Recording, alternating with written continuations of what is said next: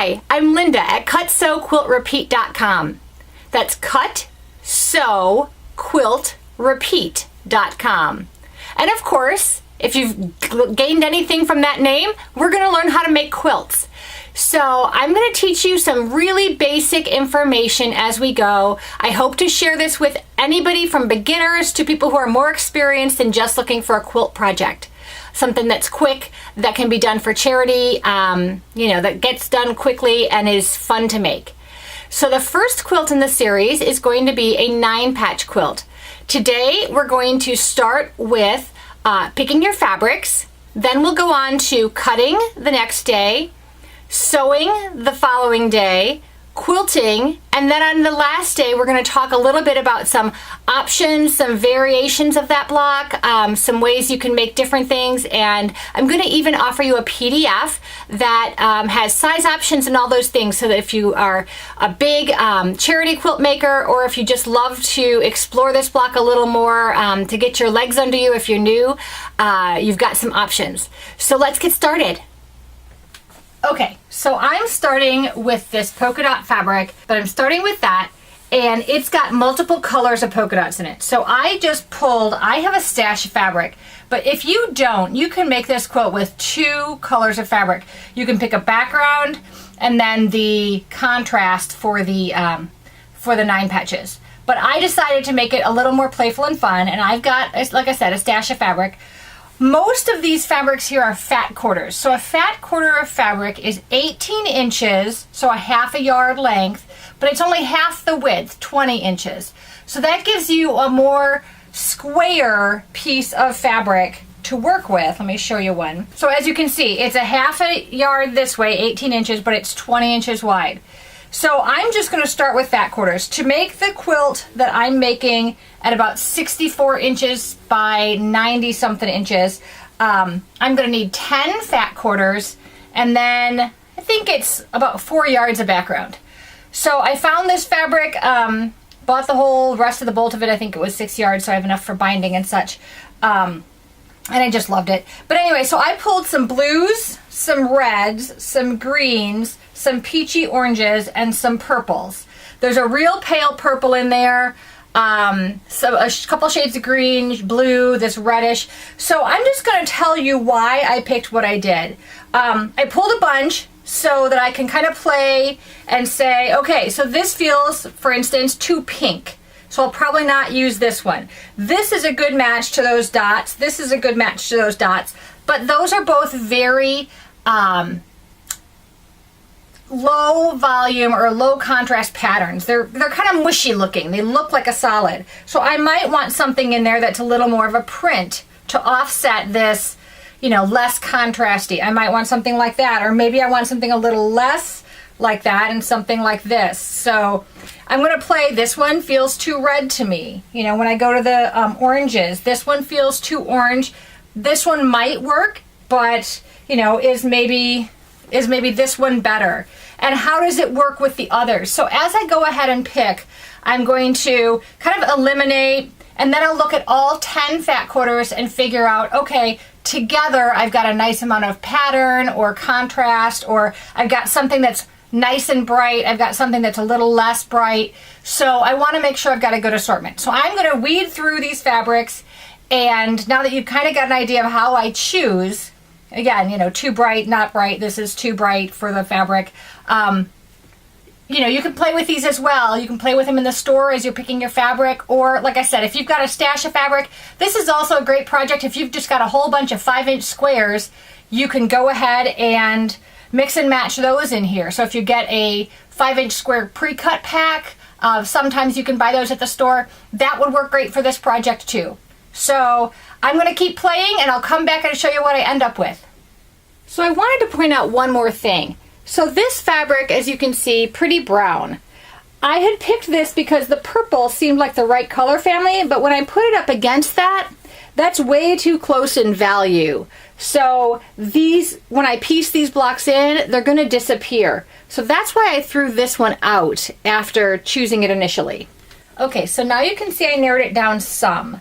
I've got my 2 peaches, or oranges. Turns out that I don't have a lot of those in my stash, so these were my best matches. and something to, you know, notice about what you have as what you're attracted to for fabric. I have very few oranges and peaches. I have a lot of really bright oranges, but not a lot of this softer color.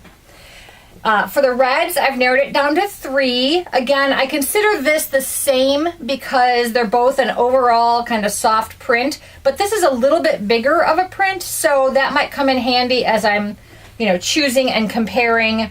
You know, it might be that I decide that because this is a big scale print, I want something that's not a small, tiny scale print. It's got a little more open space. See, this is much more tightly printed. You really can't tell that there's a print on there. So this might give me a little more contrast. I've narrowed it down to multiple purples. I find this one to be interesting because it does pull in a lot of the different colors.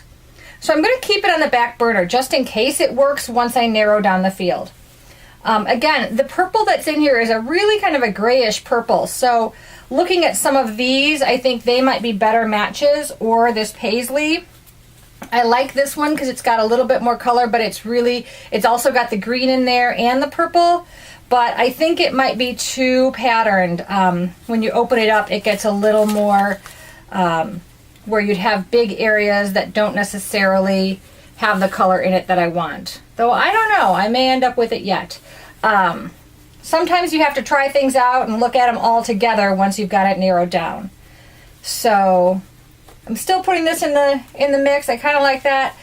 This is a nice light, and everything I've got is a little bit darker, so it might be nice to have one that is a little bit lighter. So again, I'm going to keep those 4 in the stack. Now for the blues, I've got 2 shades here. These are a little grayer, and these are a little brighter. So as I get through the rest of them, I'll see which grouping do I like better with everything else that's going on. They both work with the fabric. The blue is a little bit grayer, but when you look at it with the brights, it isn't, it's okay. You know, it's okay. Even though this might be a little closer to the color, the brights might brighten up the quilt a little bit.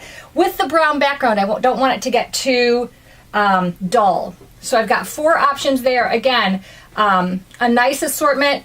The one thing I'm trying to avoid, since it's a polka dot background, is to have too many dots. So one of the reasons I pulled out a bunch of the others was that I got a little dotty.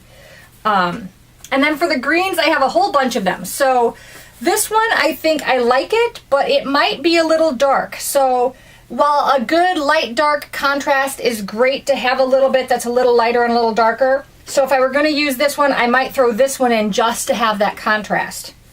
You want to not have everything be medium, and with this background being very medium, you want to make sure you've got some light lights and dark darks. So it's still in the running.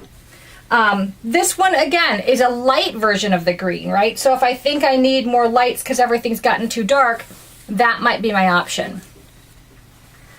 I liked this one because it had some of the brown in it.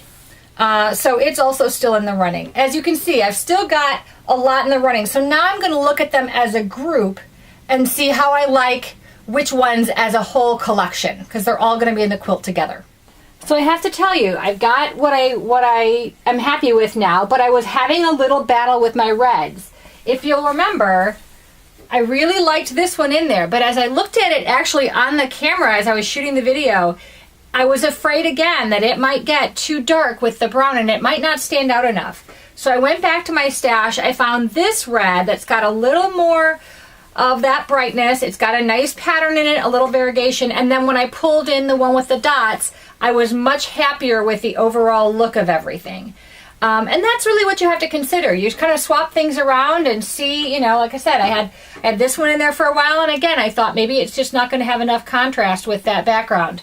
You know, I pulled in some other reds to see, you know, what happens when I pull in this. This one felt too orange. This one felt too red. That one would have worked, but again, I just thought this was a nice soft, goes with the soft tones in there. So just keep experimenting in the store when you're picking if you don't have a stash, or at home, just, you know, pull out of your things and don't be afraid to start over and figure out what it is, you know, that really works for you. I like that I've got some contrast here. This is a little bit of a bigger scale. I've got some batiks. I don't have a problem with mixing batiks and regular cottons in the same quilt. I don't mind that at all. I've got some lights, I've got some darkers, so that'll give me a nice contrast with this brown. So the next step on this quilt is to do the cutting. So come back tomorrow and we'll show you how to cut and how to make these smaller pieces work and get a nice scrappy looking quilt.